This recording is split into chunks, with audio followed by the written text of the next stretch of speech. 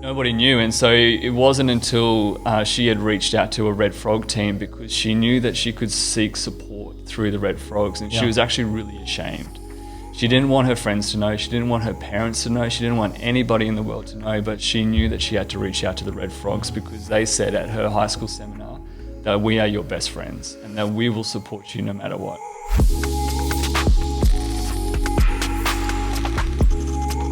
Hey church, and welcome to episode 3 of our Faith, Love, Hope podcast. We've looked at how we're going to advance the church together this year with Pastor Mark, and then Pastor Lee came on and shared around her heart for It's Not Okay project. Today, I'm sitting here with Pastor Tim McDonald, the location pastor for Citipointe West, and Chris George, who is the director for Red Frogs. Great to have you both on board. Yeah. And today we're looking at some of the ways that we outwork our vision statement, which is to unmistakably influence our world for good and for God, which gives us a really clear measure to see if we are actually doing that. These are two arms today that we reach into our community, and I want to look at that today. So first question, let's get straight into it. First one's for you, Pastor Tim. You pastor a great church over in Inala. And as we are looking at the needs of the world, because the church is called to meet the needs of the world, I want to ask you about what is one of the unseen needs. What is a need in Australia that no one talks about? We talk about anxiety, we talk about mental health. What is a need that you see that the Western world just brushes under the carpet? I think those needs are significant needs in our community today, there's no doubt. But probably the one that's the most unseen, especially here in Brisbane and most Western societies, is the reality that we still have abject poverty in our cities. Right. We still have people that are sleeping on cardboard. We have people that have no food. We have people and families, multiple families, renting a single house just to be able to get through life. You know, we have even the great welfare system we have these significant challenges of abject poverty, and we get to see that every day. I think that's probably something that's hidden away from so many, but every day I walk amongst community that's living like that. So when you went to Citipointe West and you were confronted with this, what happened within yourself that you came from maybe more, an affluent suburb, or you came from here at Citipointe Brisbane, and we assume that everyone has the basics of life. We assume everyone has food, shelter over the head, and then you transfer into that kind of environment. Sure. What kind of happened in you? What happened in your heart there? Probably first and foremost, it was something of, oh my goodness, this is happening in our city. Yeah. We imagine we have to go to Cambodia to meet people in abject poverty, not walk outside the doors of our church. That's probably the thing that was a surprise. Like, whoa, this is going on. Obviously, a lot of people talk about Inala, talk about the western suburbs of Brisbane and the challenges that exist there, but I never saw it firsthand, so I was first surprised, and then obviously deeply moved my heart. Right. I'm like most of us, we have a deep passion for people. That's why we do what we do.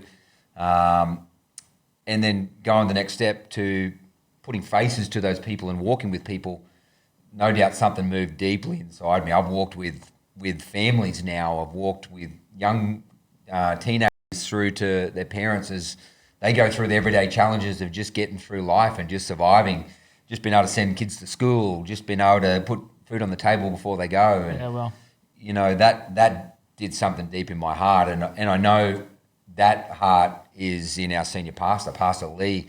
I'd often just tell her stories and straight away her heart was moved, like, hey, we're going to do something here. Yeah.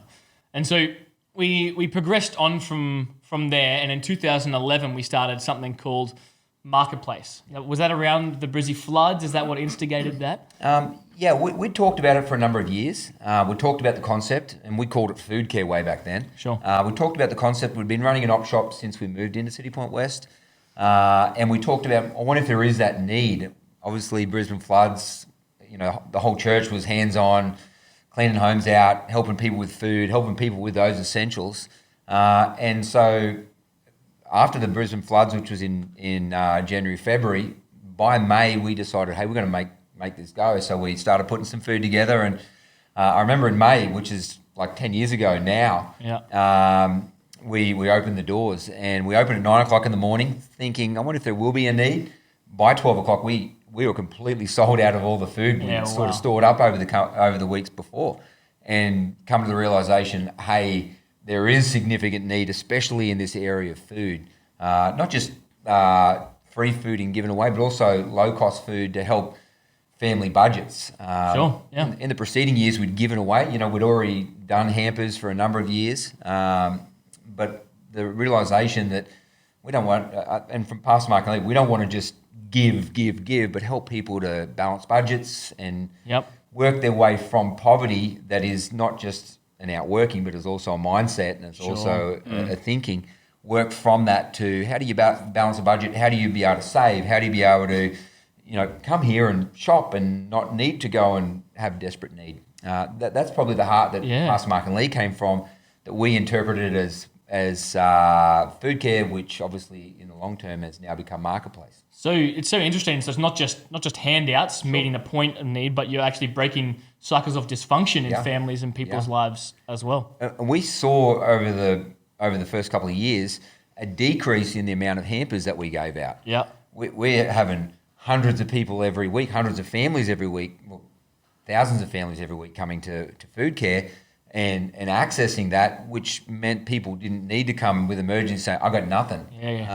Obviously, people still do that continually. Sure. We saw a vast increase in that, obviously, at the beginning of COVID, where hundreds of people lost their jobs over those first couple of weeks. So we saw an increase that was back to even prior to 2011 days. It was amazing. But again, people have balanced their way through that. They've learned how to come and shop, and we have such a wide variety now. People can come and do a complete grocery shop at Citipointe West and at Marketplace, and now go, hey, I don't need to next week come desperately I'm for that. Yeah. Let's put a pin in that story there where you started and sold out in 3 hours in one day, and we'll come back and see where Marketplaces is at. But another need that we've seen as a church is through Red Frogs. So CG, tell us about what happened in Red Frogs, where was it birthed from, and what need does it meet in our society at the moment?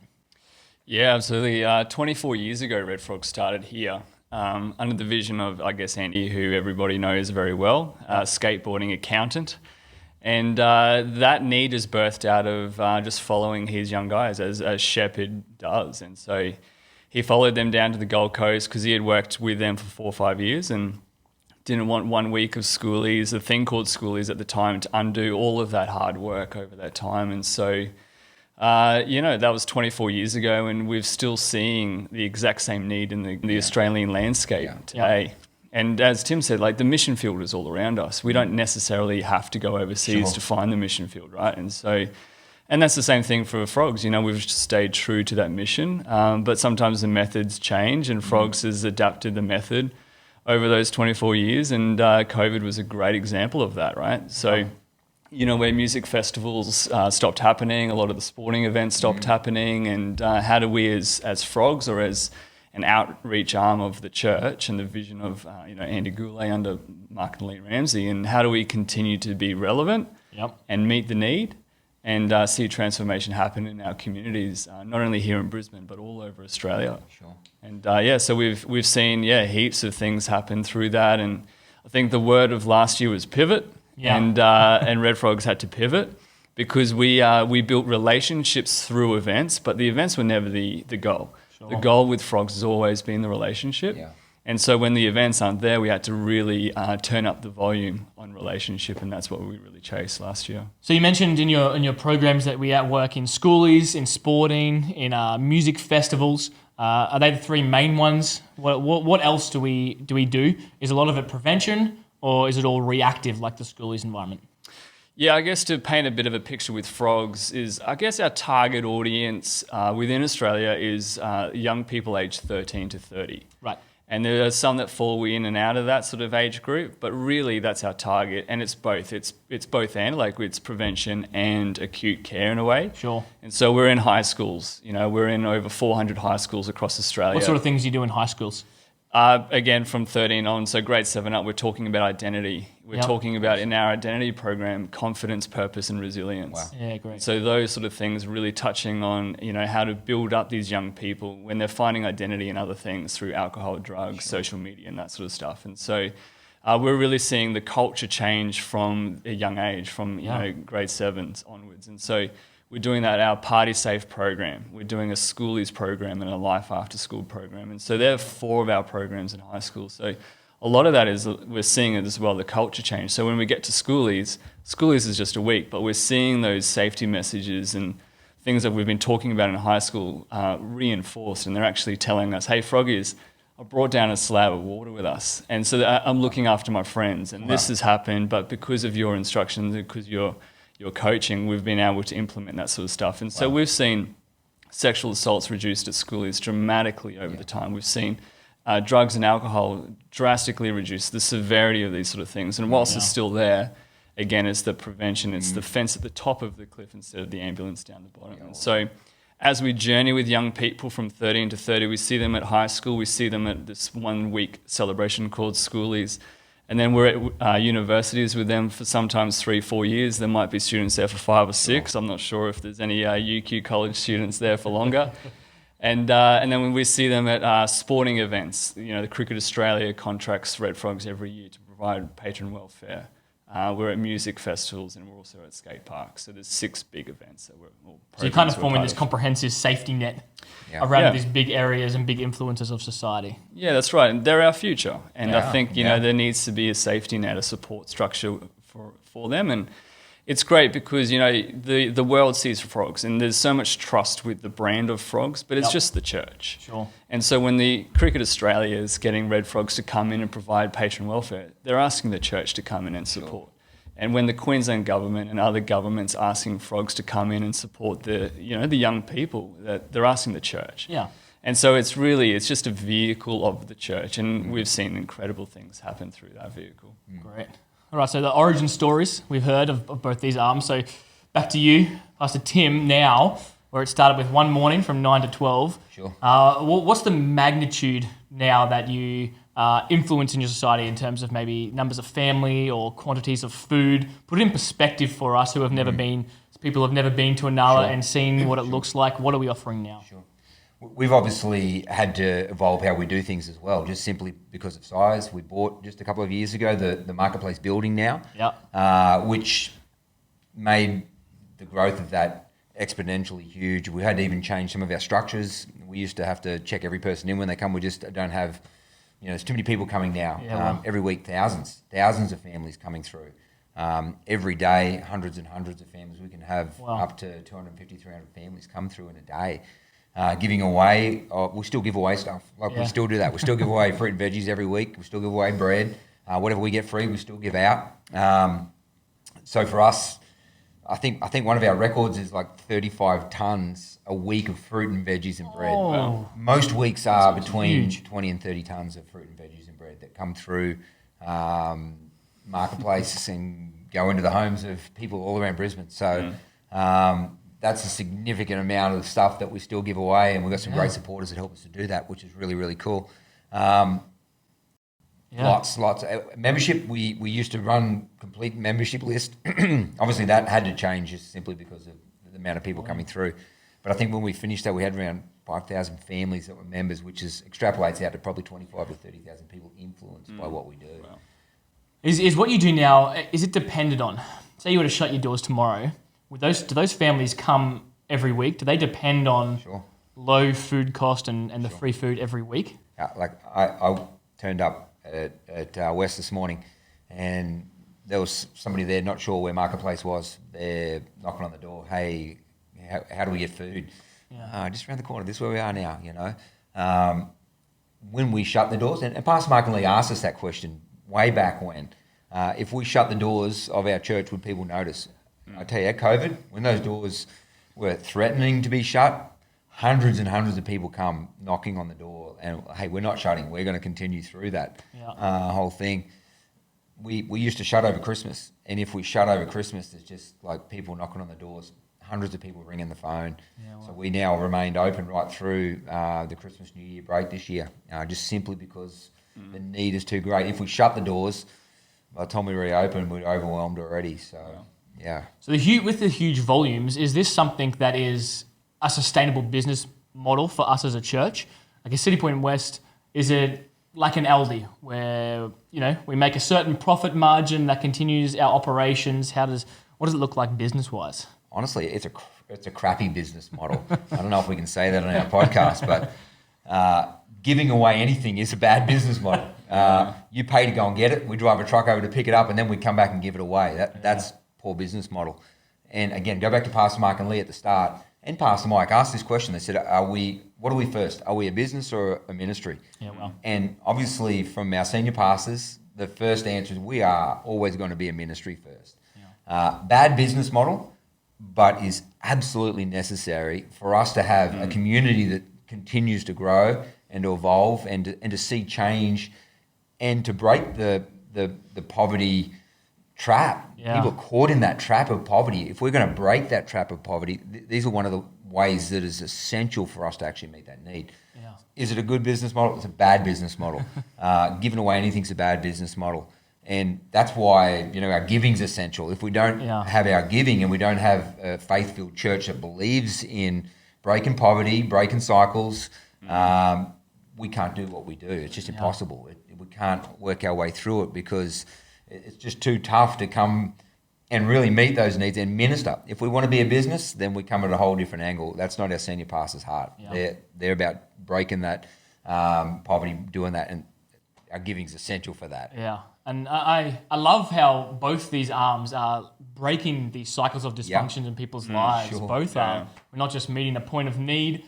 And at our church services, we in individuals' lives, we minister them, we pray for them. But this seems like we're doing the same thing on a generational level. And it seems very practical, but it's actually deeply spiritual. That if we can break these cycles of dysfunctions in a whole suburb, what does that look like?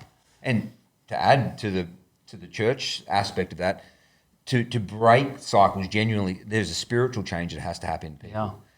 But if you walk into Marketplace, you're walking into unchurched environment. Yep.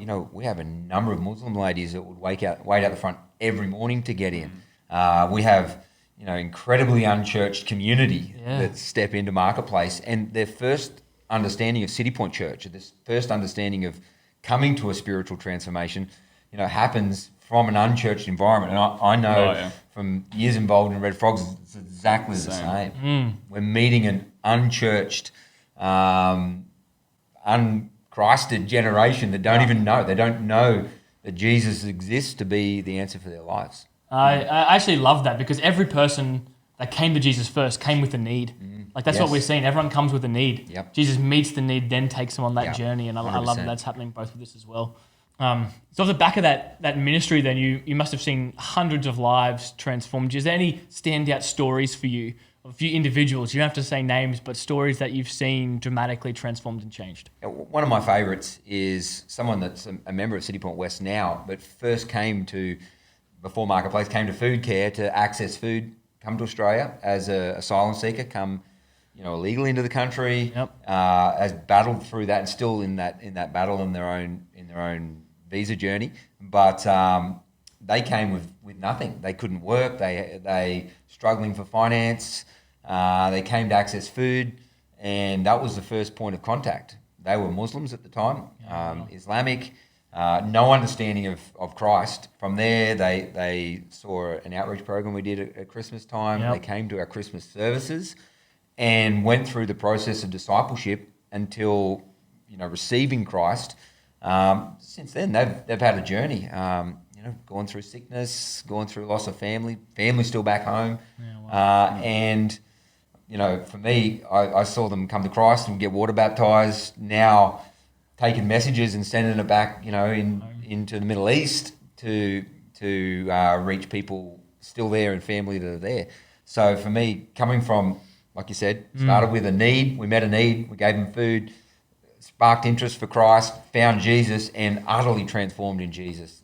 For me, that's why I do what I do. That is the reason that I love what I do as a job.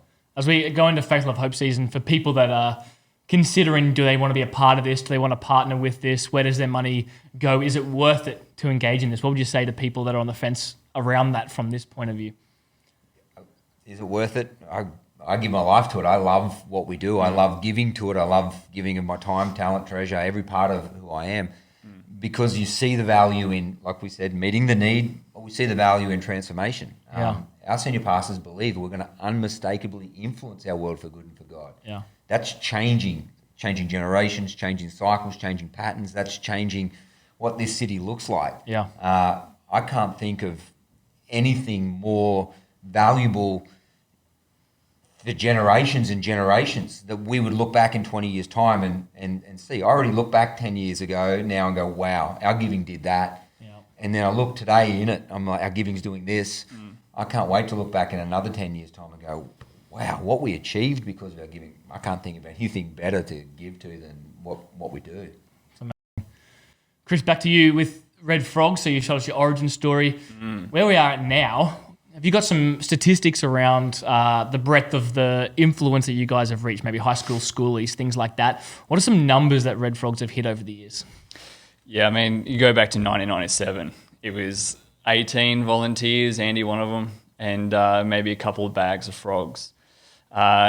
You fast forward to 2020, 2019, and you look at the impact and the reach of the program moving forward. We have over 4,000 volunteers. Allen's donates 24 tonne of the Red Frog lollies to the program each year, which is an incredible achievement that a massive multinational is giving the church a bunch of lollies to, I guess, be conversation starters. And so, we see, as I said before, like we go into over 400 schools across the nation, and that's only getting bigger as well with the exposure and these schools talking to each other. Yeah. Red Frogs are constantly getting invited into the school space. With the schoolies, we're at every single schoolies destination across Australia, over 15 destinations across Australia. And when the international borders were open, we were in Kuta and Bali, which is a pretty seedy place. But again, there's a lot of students that would go over to Kuta and then also Fiji. Yep. And so the programs are just blown up all across the nation. As far as some of the the university statistics, we're supporting over 400,000 university students every year through just that one program. And so you can talk about these massive numbers and statistics. But for us, and we talk about it all the time in Red Frogs, in the thousands that we serve, there's always the ones for us. Yeah.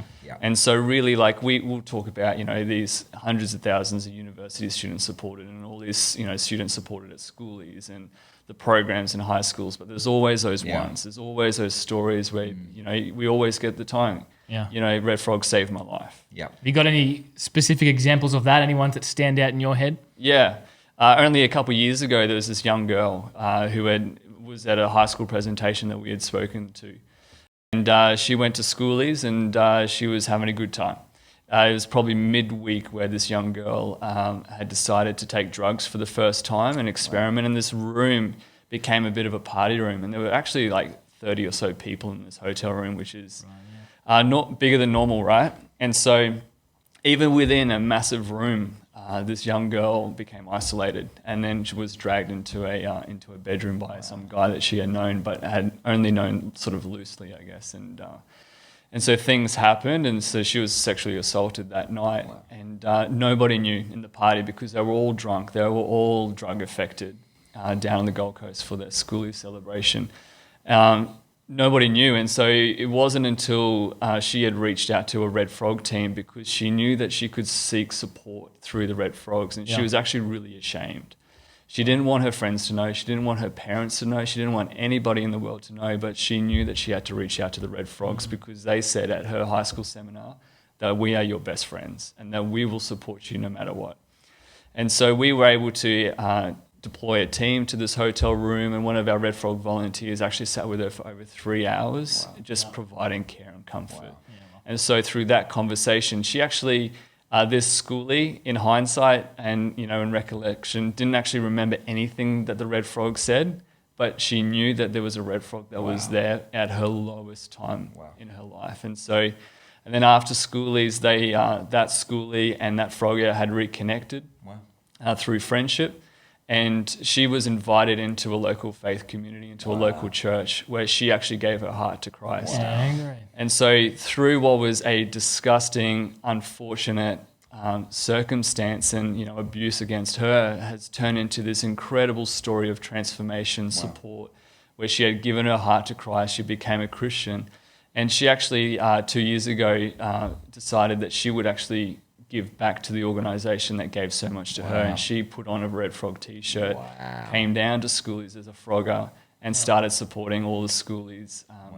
Yeah, it was a pretty incredible story of that. I guess that transformation, full circle, life's amazing change. Yeah, so good. What cultural landscapes have you seen shift from when Red Frog started 24 years ago to now? What looks different because of the influence that we've had over, 2.5 decades? Yeah, great question. I think, 24 years ago, and it still is to a point, but drinking, alcohol is probably the number one drug in Australia. Yeah. And it is abused a lot. And it is also a bit of a gateway and a pathway to other sort of experimentation. And so I think you look back 24 years ago, the Australian drinking landscape was pretty hectic. Sure. The introduction of things like high alcoholic spirits and all that sort of stuff, and gone are the days where you just have a stubby in a glass bottle and a goon bag. It's now like all these high alcohol sort of mixes and whatnot. And so what we've seen actually is that whilst alcohol is still there, the drinking culture has shifted quite a lot, right, and it's become a lot better. There's a lot more education around drinking in Australia, particularly for young people. There's a lot of programs going into their schools and talking to them about that. But we've seen drugs go up. We've seen experimental drugs go up. But then also really for us, it's the isolation, it's the mental health. And so really, I reckon, particularly for young people in Australia, it's belonging. Sure. Everybody wants to belong, and how they find their belonging, they'll I guess, experiment in ways to be able to find their belonging. So whether that's through alcohol, or whether that's through drugs, or through partying, or through girlfriends and relationships, they just want to belong. And so through that has come, isolation, depression, mental health concerns, where we might see some of those cases at schoolies where there's a suicide ideation. We get called to, maybe 15 suicide ideations every year at schoolies. Unfortunately, some of those might turn into suicides. And so there's those sort of acute stories of what might happen. Yeah, well. But, even in universities where you've got all these residential students living on college, and their belonging is part of their college culture. And so then they get caught up. They might have come from really good backgrounds of, Christian family and parents and whatnot. But then all of a sudden they come to college and they get caught up in the drinking college culture, which will completely derail the purpose that God has for them. And so I guess, again, providing that sort of safety net support, like structure around them, Red Frogs can sort of be there to offer and provide an alternative for them. And that answer is through church and through Jesus. Yeah, love that. And even off the back of that, we've just seen our St. Lucia service launched there as well. Right. Been doing great. They had, tens and tens and tens every week of new college students, new students. Wow. One guy saw a flyer in his library on the Tuesday night at 6 p.m. thought I could use some faith, came, gave his life to God as well. So it seems like we're involved in this multi-prong attack on all these different areas of our society. And yeah, which is so good, because I think even the giving to that is so incredible, because that has been an answer to prayer for over a decade. I remember like 10 years ago that, the Red Frog, not even the Citipointe community wanted to plant a church in amongst the university students, because that's the future. Yeah. The future lawyers, doctors, leaders of our nation are in that university. And the universities are so institutional towards forming people's beliefs and their trajectories, for their futures. And so to have a Citipointe campus or, service in that university is a massive answer to prayer. And I think just the giving and the generosity of our church to be able to make that dream and that prayer come to fruition is incredible. And that's right. And like you said earlier, it's the giving of in the years prior that allow us to launch these things so true. Now. The sowing and reaping. And 100%. like you guys, I'm so inspired to see what the sowing of this year's Faith, Love, Hope actually produces in the decade to come. Yeah. And where we have 2 marketplaces now, sky's the limit. Yeah. Because the need's very high still. No doubt about it. Anything, closing comments you'd like to say on the issue of Faith, Love, Hope around Red Frogs? Any future direction where you'd like to go to in either of these community arms? Yeah, I think the needs, we've met a lot of needs, but there's still needs existing. Yeah. There's the needs shift and change, and I think you're saying that so well with what we see in Red Frogs. Those needs shift and change, and in the shifting and changing, it's like our senior pastor's heart is we're going to keep meeting them unmistakably. Yeah. So I look at what we've done is great, but there's so much more to do. Yeah. And there's so many more people to reach. There's so many more communities to engage in. I just went and visited one of our Tamil families whose father just passed away in India of COVID. And he was sharing with me, they sat with a group of 25 people here in Brisbane, and all 25 of them have lost somebody in India recently. Wow. There's a whole different need that we've never even thought of before. Yeah, absolutely. And just come to my attention, an hour ago. Those things are there all the time. And so that's what our giving keeps open doors for us to keep reaching, engaging, like with Red Frogs, with Marketplace, with whatever we do at Citipointe. Yeah. It's amazing. Yeah, I think what drew me to Citipointe, not even, I think 14 years ago, was the fact that Citipointe is an outward-facing church. I work with hundreds and hundreds of churches all across Australia, and I love my home church. We are, whilst we're at Citipointe Brisbane here, but then also the other 6 locations around Brisbane, and then international through Auckland, Bulgaria, and also through the States. I would say that pretty much every single Citipointe campus does Red Frogs, or utilises Red Frogs as our outreach ministry. And so for me, I love that Citipointe is always outward focused. They're always reaching the lost. And for us as Red Frogs, it's all about safeguarding a generation. Yeah. And so I would just encourage the congregation, encourage Citipointe that, continue to partner, whether it be financially or through your time and your talent. Come and partner with organisations like Frogs and Marketplace and others. So, alone we can only do so much, but together we can reach the world. Yeah. And so I'm excited for the future. Love it. So good. Thanks so much for your time today, guys. Thanks for tuning in. Citipointe for our third and final edition of the Faith, Love, Hope podcast. We're praying that you are prayerfully considering what you are going to bring on Faith, Love, Hope Sunday on the 6th of June. It's going to be a powerful Sunday as we continue to influence our world for good and for God. Have a great week.